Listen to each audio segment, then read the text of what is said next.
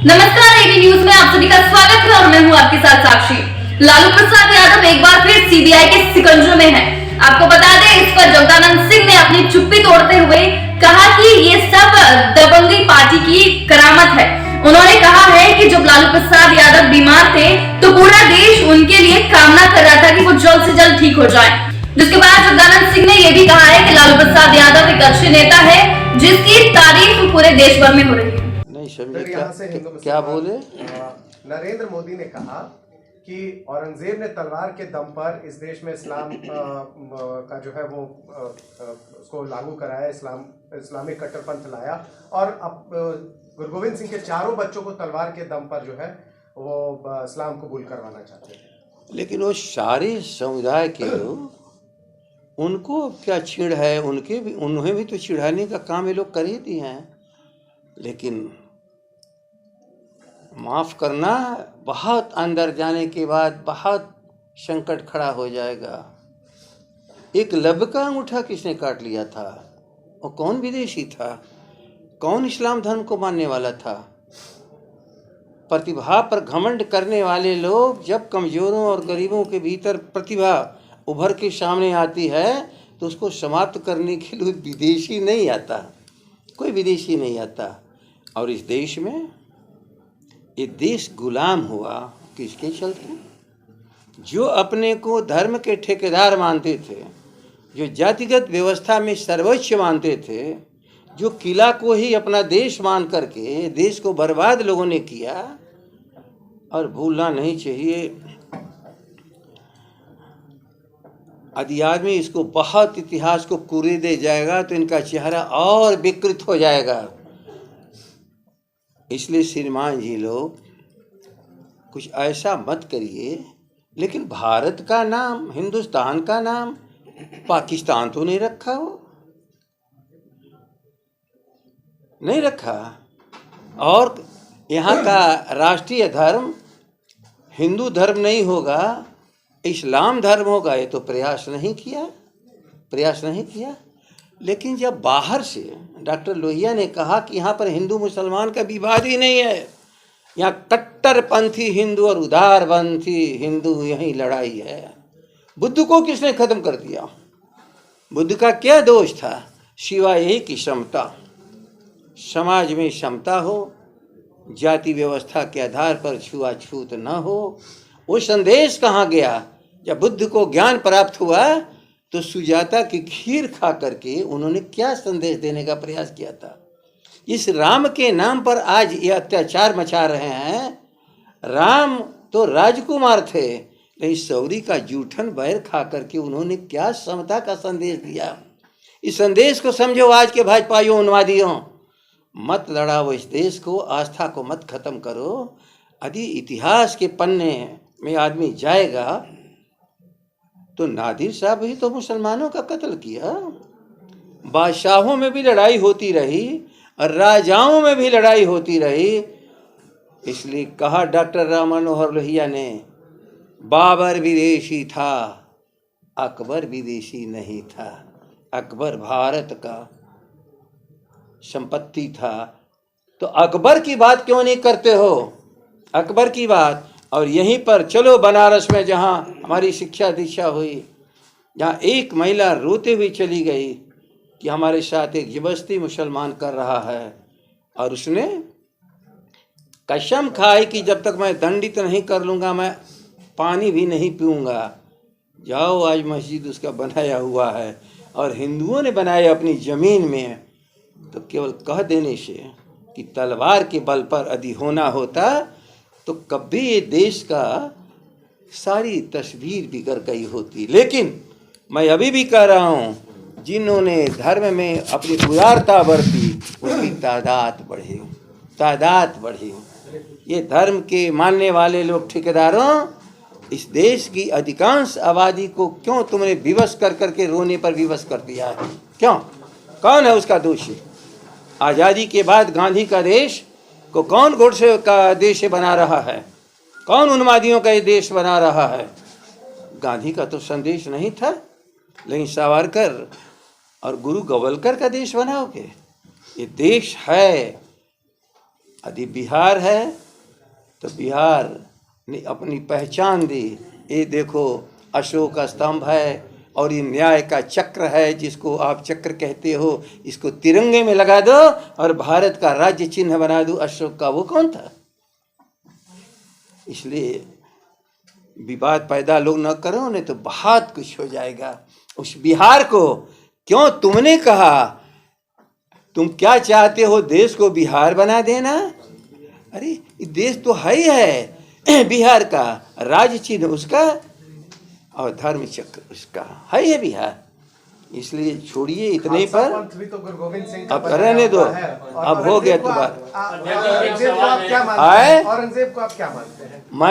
मैं औरंगजेब को यदि दोषी मानूंगा तो उतना ही दोषी मानूंगा। सुनो, मान सिंह को भी माफ करना, मैं उतना ही दोषी मानूंगा। जयचंद को मैं उतना ही दोषी मानूंगा जो, सुनो, उतना ही दोषी मानूंगा जो पद्मिनी के चेहरे की वर्णन कर करके बुला करके विदेशी को ला कर करके इस भारत पर चक्र डाला और सारी पद्मिनी से लेके की सारी महिलाएं आग में जल मरी। वो किसका दोष था? उनके पास 2-3 संस्थाओं के सिवा कोई राजनीति बची नहीं है। लेकिन हम लोग को न्यायालय पर भरोसा है। एक कहा है ना कल एक जज साहब ने कि चुनाव आएगा तो आप किसी को बंद कर दीजिएगा। क्या कर लीजिए? क्या रिमार्क्स हो रहे हैं, क्या रिमार्क हो रहे हैं। इसलिए हम लोग भी चाहेंगे कि प्रशासनिक व्यवस्था, जो प्रशासकीय व्यवस्था है, वो संविधान और विधान के तहत ही कार्य करे, तो इस देश को चलने चलाने में वर्तमान और भविष्य इस देश का बचेगा। वरना संवैधानिक संस्थाएं किसी भी वर्तमान सरकार के केवल इसलिए कि वह विरोधियों को खत्म कर दे, त्रस्त कर दे, इसके लिए नहीं बनी है। और भारत के संविधान में चेक और बैलेंस, कोई सर्वोपरि नहीं है संविधान और विधान के सिवा। और जहाँ इस पर संकट आते हैं तो सर्वोच्च न्यायालय का जो कानून और संविधान की व्याख्या है वो सर्वोपरि होती है।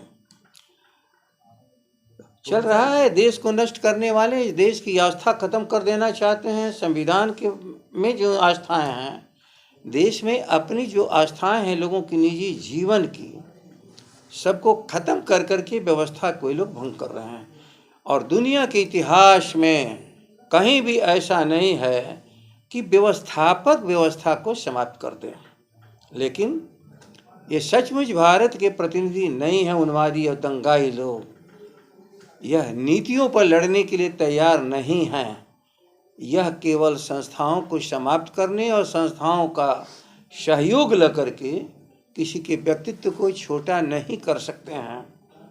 जिस इंसान की बीमारी पर लगता था कि देश बीमार हो गया, माफ करना, सब बैठे हो, दुनिया ने देखा है, सबकी चिंता लालू का क्या होगा, लालू लौटो, लालू लौटो, देश की जरूरत है तुम्हारी। तो अस्पतालों से मुक्त होकर के देश को राह दिलाने के लिए जो लोगों की आशा का केंद्र है लालू प्रसाद, अब ये लोग समझते हैं कि कोई नई चीज़ पैदा करके फिर से कहीं जेल में बंद कर दिया जाए और किसी अंग को फिर ख़त्म कर दिया जाए। लेकिन भूलो मत दंगाइयों उन्मादियों, मई 2021 में बंद कर दिया जयप्रकाश आंदोलन के सबसे बड़े दिन इस देश को लालू प्रसाद और जयप्रकाश जी ने सत्ता को बदलाव किया था। किडनी से विवाद, बीपी सिंह किडनी से विवाद, लालू जी की किडनी खत्म, शरद यादव की किडनी खत्म। आखिर है क्या मामला?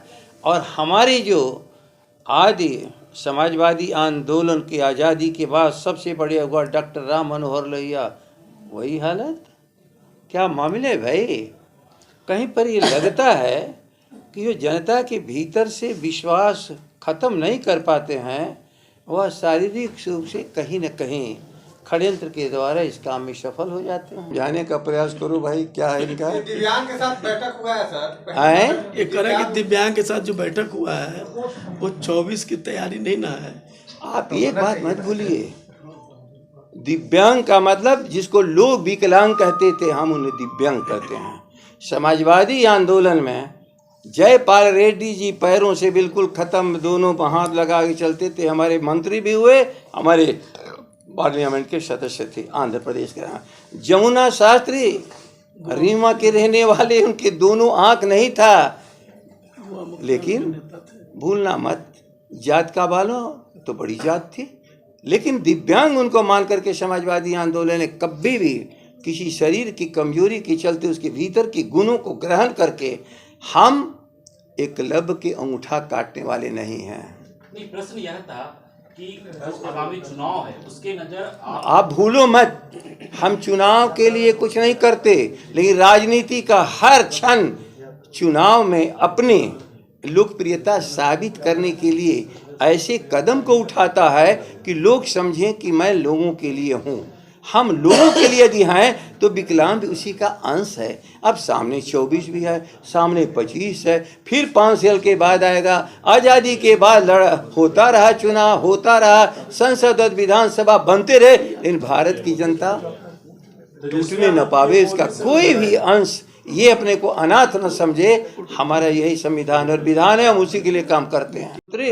मुख्यमंत्री का पूरा कार्य क्षेत्र है और कार्य क्षेत्र के भीतर भ्रमण कर करके उसकी समस्याओं को जानना और निदान करना, ये राजनीति का सबसे बड़ा विषय होता है। इसलिए बहुत पवित्र काम करने जा रहे हैं। नित्यानंद राय बोल रहे हैं कि 17 साल से तो यात्रा कर रही है। नित्यानंद राय जी कह रहे हैं कि 17 साल से तो यात्रा कर रहे हैं, क्या हुआ? कौन कहा? भाजपा के नित्यानंद राय, भाजपा के। लेकिन हम लोग को अब विश्वास है कि अब यात्रा उनकी उपयोगी होगी। इससे पहले उपयोगी नहीं थी। कमाल है, यदि यात्रा उपयोगी हो गई होती तो फिर यात्रा की जरूरत नहीं पड़ती। ऐसे तमाम छोटी बड़ी खबरों के लिए आप बने रहिए बी न्यूज के साथ। वीडियो अच्छी लगी हो तो कमेंट बॉक्स में जरूर बताएं और चैनल को सब्सक्राइब करना ना भूलें।